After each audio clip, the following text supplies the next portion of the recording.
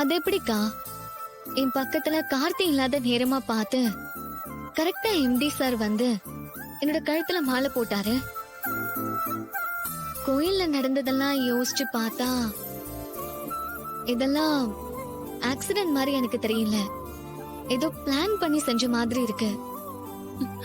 இது சந்தேகம் இல்ல, உன்னோட யூகம். சரி, யூகோனே வச்சுக்கோ. ஆனா அது சரியா இல்லையா அது சொல்லு. நான் தான் அன்னைக்கே சொன்னேனேடி, உன் எம்டி உன்னை விரும்புறாருன்னு. நீ தான் அவர் எம்டின்னு கதை சொல்லிக்கிட்டு இருக்க. அப்படி இல்லக்கா, ஒவ்வொரு முறையும் நானும் அவர்கிட்ட இது சம்பந்தமா பேசணும்னு தான் நினைப்பேன். ஆனா அவரோட கண்ணு இருக்கே, அது ரொம்ப பவர்ஃபுல். அந்த கண்ணு பார்த்தா நான் கேட்கணும்னு நினைக்கிறேன் எதையுமே என்னால கேட்க முடிய மாட்டேங்குது. ஒருவேளை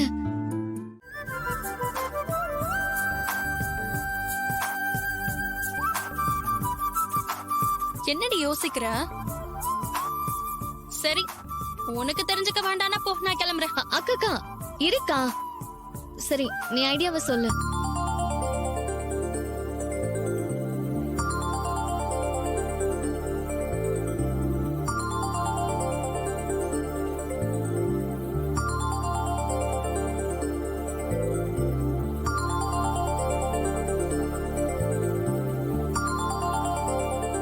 எப்படி என் ஐடியா? இத மட்டும் நீ பண்ணி பாரு, அவர் மனசுல நீ இருக்கியா இல்லையான்னு தெரிஞ்சிரும். சரிக்கா, நீ சொன்ன மாதிரியே பண்றேன்.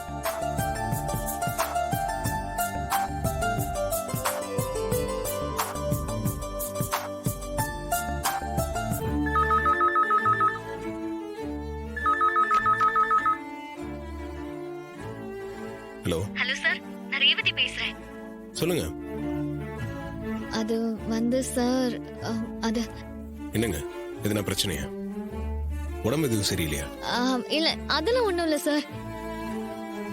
இல்ல, உங்ககிட்ட நான் ஒரு முக்கியமான விஷயம் பேசணும். நீங்க உடனே கோயிலுக்கு வர முடியுமா? இப்போவா? என்ன விஷயங்க? எதுவா இருந்தாலும் போன்லயே சொல்லுங்க. ப்ளீஸ் சார், நான் நேர்ல தான் பேசணும். அப்படியா? ஆமா சார். நம்மள தோக்கடிச்சிட்டு போய்கிட்டே இருக்கான். அவனை நினைக்க நினைக்க என் உடம்பெல்லாம் எரியுது. அக்கா, முதல்ல நீ கொஞ்சம் அமைதியா இரு. எப்படி சந்திரா அமைதியா இருக்க சொல்ற? அவன் ரேவதி கழுத்துல மாலைய போட்டுக்கோ என் உயிரே போயிடுச்சு தெரியுமா? நல்ல வேளை போகும்போது தாலியை என் கையில கொடுத்துட்டு போனானே, அது வரைக்கும் நிம்மதிதான். அந்த ஒரு விஷயத்துல கொஞ்சம் நியாயமா தான் நடந்துக்கிட்டான். இல்லனா இந்நேரம் எல்லாமே முடிஞ்சிருக்கும். உண்மைதான்க்கா. இப்ப நமக்கு ஏதோ பிச்சை போட்டதாதான் அவன் நினைச்சிட்டு இருப்பான்.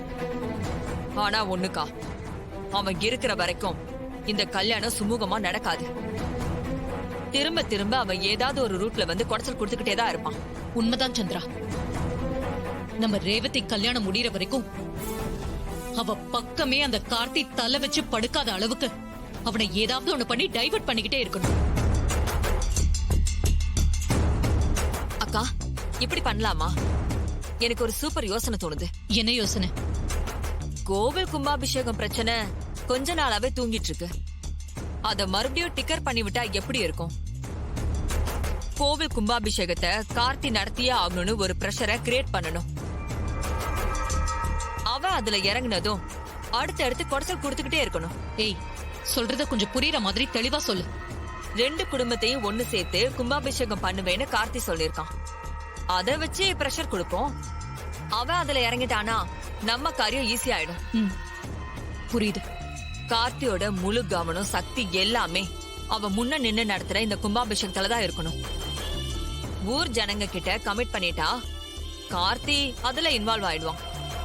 அந்த சமயத்துல கும்பாபிஷேகம் முக்கியமா இல்ல ரேவதி முக்கியமான ஒரு சிச்சுவேஷன் வந்தா அவன் என்ன பண்ணுவான்? கும்பாபிஷேகத்துக்கு தான் இம்பார்ட்டன்ஸ் கொடுப்பான். கரெக்ட். கும்பாபிஷேகம் நடக்கிற அதே முகூர்த்த நாள்ல இங்க ரேவதிக்கும் மருதுக்கும் கல்யாணத்தை வச்சு அவனை லாக் பண்ணிட்டோம்னா அவனால கோவிலை விட்டு வெளியில வரவே முடியாது. என்னக்கா சொல்ற? உன் யோசனை நல்லாதான் இருக்கு. ஆனா அந்த கும்பாபிஷேகம் சம்பந்தமா நடந்த எல்லா பிரச்சனைகளும் நமக்கும் தெரியும், இந்த ஊருக்கும் தெரியும். அப்படி இருக்கும்போது மறுபடியும் எப்படி அதை ஒரு இஷ்யூ ஆக்க முடியும்? அத நான் பாத்துக்கிறேன்க்கா. ஊர் பஞ்சாயத்தை பிளான் பண்ணி கூட வைக்கலாம். பஞ்சாயத்துல கும்பாபிஷேகம் மேட்டரை பெருசு பண்ணி பேச வைப்போம். ஊர் ஜனங்க மூலமா கார்த்திக்கு பிரஷரை கொடுப்போம். நீங்க என்ன லவ் பண்றீங்களா?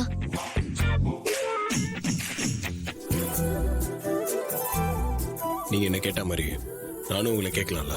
ஆ, என்கிட்ட எதுக்கு சார் கேக்குறீங்க?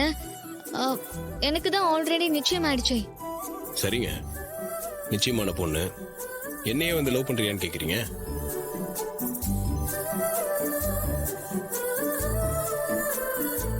நிச்சயமான பொண்ணு நான் எப்படிங்க லவ் பண்ண முடியும்? அது அது வந்து எனக்கு அப்படி தோணுச்சு, அதான்.